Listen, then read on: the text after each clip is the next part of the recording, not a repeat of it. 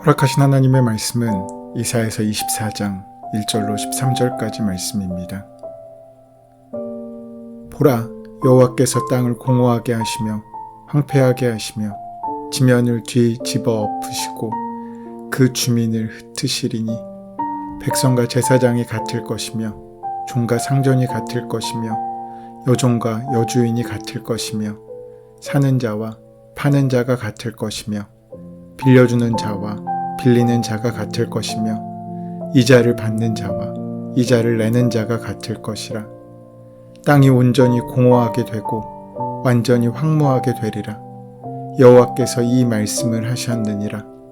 땅이 슬퍼하고 쇠잔하며 세계가 쇠약하고 쇠잔하며 세상 백성 중에 높은 자가 쇠약하며 땅이 또한 그 주민 아래서 더럽게 되었으니 이는 그들이 율법을 범하며 율례를 어기며 영원한 언약을 깨뜨렸음이라. 그러므로 저주가 땅을 삼켰고 그 중에 사는 자들이 정죄함을 당하였고 땅의 주민이 불타서 남은 자가 적도다. 새 포도즙이 슬퍼하고 포도나무가 쇠잔하며 마음이 즐겁던 자가 다 탄식하며 소고치는 기쁨이 그치고 즐거워하는 자의 소리가 끊어지고 수금 타는 기쁨이 그쳤으며 노래하면서 포도주를 마시지 못하고 독주는 그 마시는 자에게 쓰게 될 것이라. 약탈을 당한 성읍이 허물어지고 집마다 닫혀서 들어가는 자가 없으며 포도주가 없으므로 거리에서 부르짖으며 모든 즐거움이 사라졌으며 땅의 기쁨이 소멸되었도다. 성읍이 황무하고 성문이 파괴되었느니라. 세계 민족 중에 이러한 일이 있으리니 곧 감람나무를 흔듦 같고 포도를 거둔 후에 그 남은 것을 주움 같을 것이니라. 이사야서의 말씀은 1장부터 12장까지 이스라엘과 유다에 대한 심판과 13장부터 23장까지는 이방 열국에 대한 하나님의 심판이 나라별로 선언되었습니다. 이제 오늘 본문 24장부터 27장까지는 온 땅과 그 주민들에게 임할 하나님의 심판을 종말론적인 언어로 묘사하고 있습니다. 이사야서 24장부터 27장의 말씀은 특별히 요한계시록에 나오는 내용들을 반영하고 있기 때문에 이사야의 묵시라고 불리기도 합니다. 지금까지 여러 나라와 열방들에 대한 심판이 예고되었다면 이제는 온 세상이 하나님의 심판 아래 있음을 드러내고 있습니다. 이 말씀들은 모두 이사야서의 역사적인 배경 속에서 주어진 말씀들이지만 동시에 종말론적인 예언에 속하는 말씀들이기도 합니다.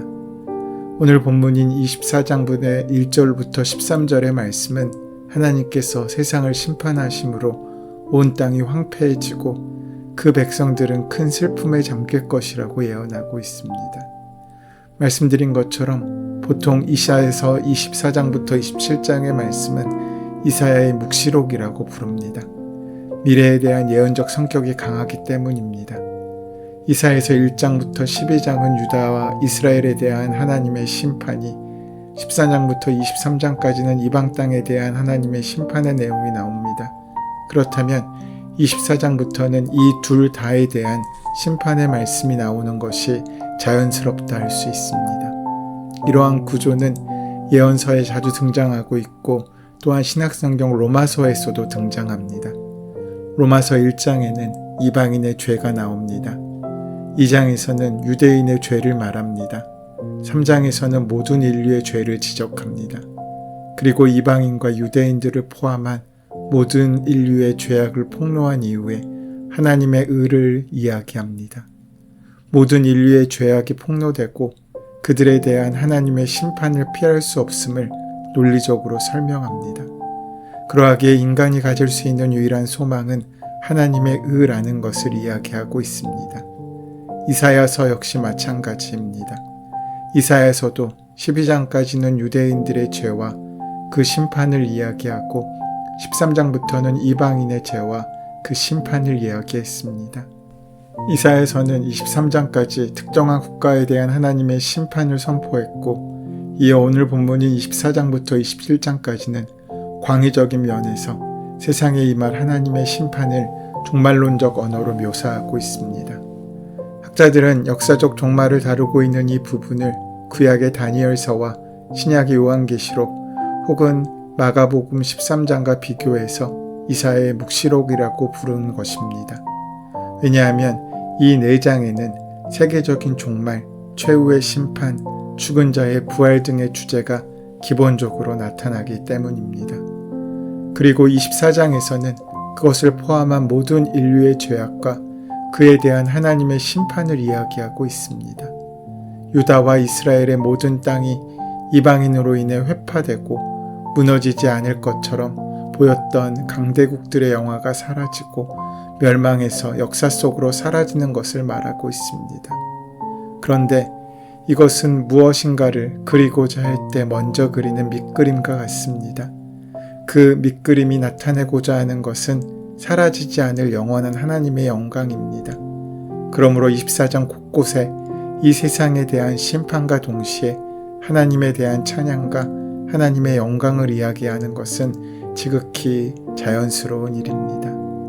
이러한 관점에서 오늘 본문을 본다면 미시적 관점에서는 이스라엘을 향한 예언이며 거시적 관점으로는 전 세계에 관한 예언이라고 볼 수 있는 것입니다.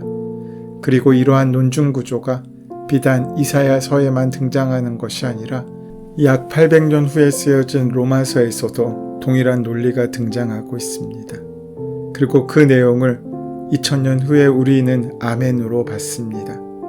이와 같은 것을 볼 때 오늘의 말씀은 약 2700년 전 이스라엘 땅에만 해당되는 예언의 말씀이 아니라 오늘을 살아가는 우리에게도 해당되는 최후의 종말의 때의 이방인과 믿는 모든 사람들에게 해당하는 말씀이라고 할 수 있을 것입니다. 오늘 본문은 땅에 대한 심판의 말씀으로 시작합니다. 이사야서 24장에서 땅이라는 단어가 15번 나오고 있습니다. 땅은 유대와 예루살렘 혹은 열방을 의미할 수도 있지만 여기서는 온 세상 우주에 대한 하나님의 심판을 포함하여 이해하는 것이 합당합니다. 이것은 이사야서 24장을 통해서 하나님께서 하시고자 하시는 말씀의 중심에 땅의 개념들이 들어있다는 것을 의미합니다.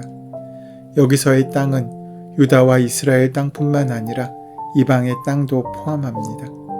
1차적으로는 분명 물리적인 땅을 의미하지만 그것은 단순히 물리적인 땅만을 의미하는 것은 아닙니다. 4절을 보면 땅이 슬퍼한다고 합니다. 11절에서는 땅의 기쁨이라고 말합니다. 21절에서는 땅의 왕들이라고 합니다. 땅이 기쁨과 슬픔을 제공하는 어떤 것이며 땅은 사람을 통치하는 권세가 있는 어떤 것입니다.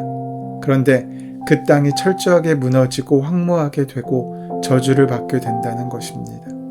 그러므로 이 땅은 단순히 물리적인 이 지구만을 말하는 것이 아니라 하나님을 대적하고 자기의 뜻에 옳은 대로 살아가는 이 세상을 말하고 있는 것입니다.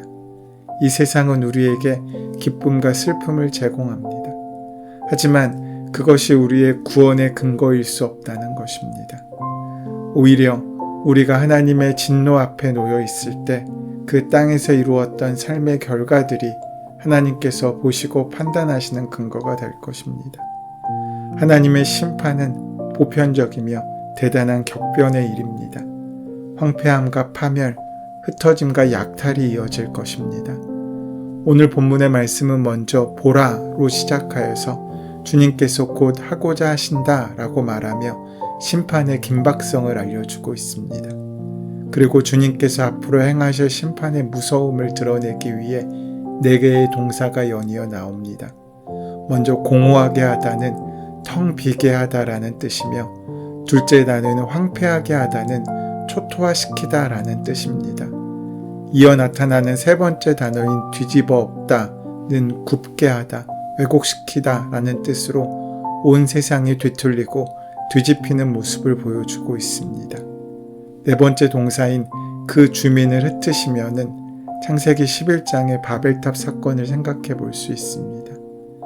이제 1절의 결과가 이 3절에 나타납니다. 2절에서는 같을 것이라 라는 말이 6번이나 나타납니다. 여기에서 메시아 시대가 가져오는 평화와 평등의 축복이 아니라 세상에 임할 하나님의 심판 때문에 파괴와 멸망으로 하향 평준화되어 있는 모습을 우리에게 보여주고 있습니다. 그리고 3절에 온전히 공허하게 되고 온전히 황무하게 되리라 라는 말씀에서 온전히 라는 단어를 2번 반복하여 표현하면서 현재 이 세상을 가득 채우고 있는 모든 것이 완전히 사라질 것을 강조합니다. 바자즈라는 원어로 쓰여 있는 황무하게 되다는 동사는 약탈하다라는 의미를 가지고 있습니다. 즉, 온 세상이 황무하게 된 것은 단지 천재지변 같은 자연의 변화 때문이 아니라 전쟁과 억압과 탐욕 때문에 세상이 무너진 것입니다. 여러 성서학자들은 주전 677년부터 668년 아시리아가 팔레스타인과 애굽을 침공함으로써 이런 약탈이 이루어졌다고 이야기합니다. 4절은 땅이 슬퍼하고로 시작합니다. 황량해진 세상을 더욱 상세하게 묘사하면서 5절에서는 세상이 황폐해진 이유, 즉 하나님의 심판의 이유를 설명하는데 우리는 2가지 정도의 이유를 생각해 볼 수 있습니다. 첫째, 땅이 그 주민 아래서 더럽게 되었으니 라고 합니다. 주민 아래서는 주민에 의하여 혹은 주민 때문에로 생각해 보면 자연스럽습니다. 주민들이 온갖 죄를 지었다는 것입니다. 잘못된 더러운 음식이 그릇에 담기면 그릇도 오염되는 것처럼 사람의 잘못된 삶이 땅 위에서 이루어졌기에 그 땅이 더럽게 된 것입니다. 성경은 사람의 죄가 땅을 오염시키는 주범으로 보고 있습니다. 2번째로 사람들은 영원한 언약을 깨뜨렸다고 합니다. 이 언약은 기본적으로 창조의 언약으로서 창조주와 피조물 간의 약속입니다. 창조주는 피조물에게 풍성한 생명을 약속하고 피조물은 창조 질서를 따라 순종하며 살아가 하는 언약입니다. 그런데 사람들이 이 언약을 파괴한 것입니다. 그들은 폭력과 살인을 행함으로 하나님께서 영원히 보존하시고자 하신 세상의 질서를 깨뜨리고 더럽혔습니다. 그래서 6절 말씀에서 사람들의 죄가 저주를 가져왔다라고 말합니다. 7절로 13절까지의 말씀은 사람들의 죄로 인한 7가지 재앙이 등장합니다. 7절에 새 포도즙이 슬퍼하고 땅이 저주를 받아 포도나무가 말랐고 결과적으로 포도주가 없게 됩니다.